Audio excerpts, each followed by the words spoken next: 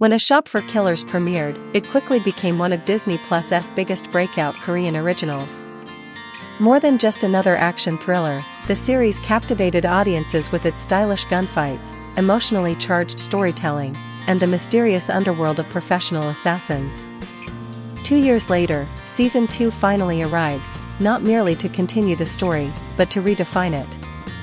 This time, the creators are aiming for something much more ambitious, a tale about leadership, revenge, and personal transformation, set against the backdrop of an expanding global war between two deadly organizations. The return of Lee Dong Wook and Hye Jun is therefore far more significant than a simple cast reunion. It marks the continuation of a story that was never truly finished, proving that the shocking finale of Season 1 was only the beginning of a much larger conflict. From its very first promotional materials, Season 2 makes one thing clear: everything is bigger. Returning stars Lee Dong Wook, Hye Jun, Jo Han Sun, and Ji Hae now reprise their roles, while Yoon Yoon Ha, Hyunri, and Japanese actor Masaki Okada join the cast as influential members of Babylon, the powerful international assassin organization. Their addition immediately expands the scope of the series, transforming the conflict between Murderhelp and Babylon from a personal vendetta into an international war fought across borders. During the press conference held on July 20 at Conrad Seoul, director Lee Kwon and the entire cast unveiled the vision behind the new season. According to the director, the defining theme of Season 2 is retaliation. "I've always liked the phrase, 'every attack has a counterattack,'" Lee Kwon explained. Rather than simply answering the unanswered questions left behind in Season 1, he wanted the sequel to demonstrate how every action inevitably triggers an equally powerful response. Revenge is no longer just an emotional motivation, it becomes the very philosophy that drives every character forward. Perhaps the boldest creative decision is that Season 2 no longer closely follows the original novel. Instead, the production team has chosen to expand the television universe into its own original mythology. The new season dives much deeper into Babylon itself, revealing the organization's true scale, internal hierarchy, and the real reason it has relentlessly pursued Jung Jin Man all these years.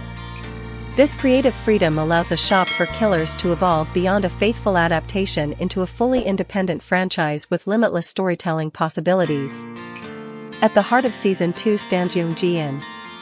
If Season 1 introduced her as an ordinary young woman suddenly thrown into the brutal world of professional killers, Season 2 presents an entirely different protagonist. After surviving Babylon's assault, Ji An has inherited leadership of Murderhelp. She is no longer simply running for her life.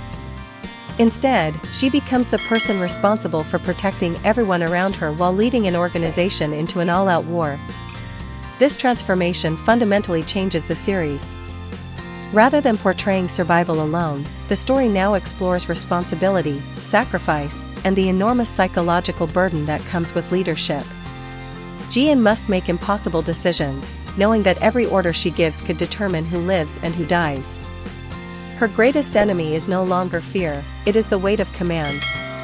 Hye Jun revealed that portraying this new version of Ji An required both physical and emotional preparation. While Season 1 focused heavily on close-quarters combat, Season 2 features significantly more firearm action, leading the actress to undergo extensive weapons training.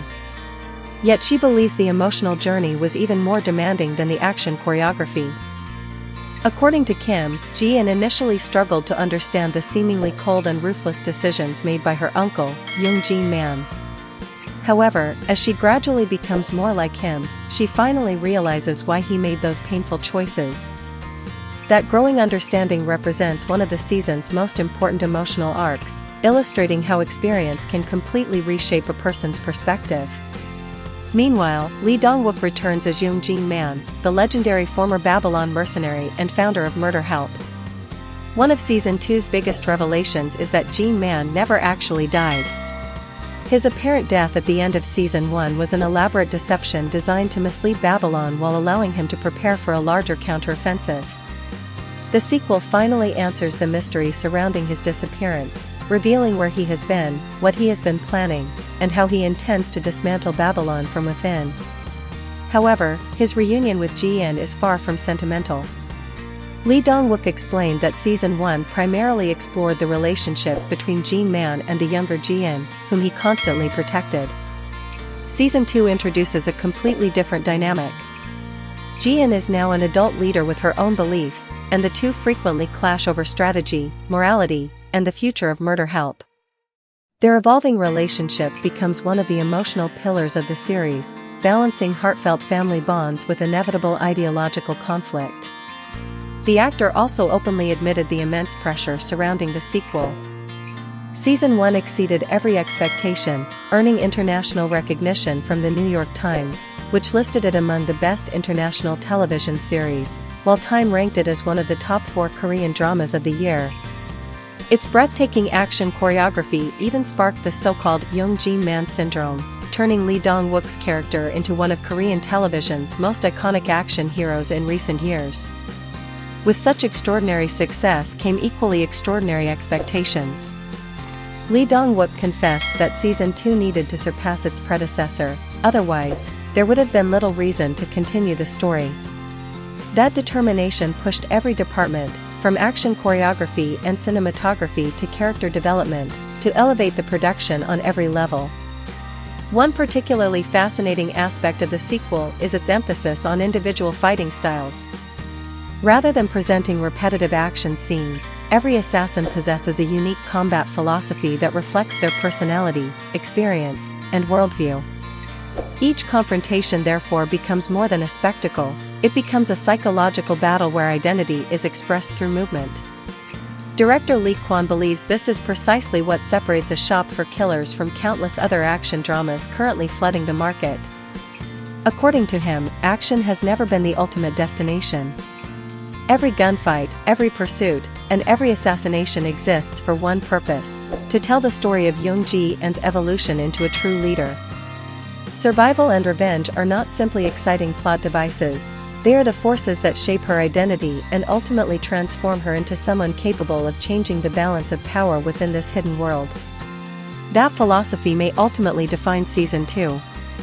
Rather than chasing bigger explosions or bloodier battles for their own sake, the series uses violence as a narrative language to explore trauma, responsibility, trust, and growth. Behind every bullet lies a personal choice, and behind every victory comes another painful sacrifice.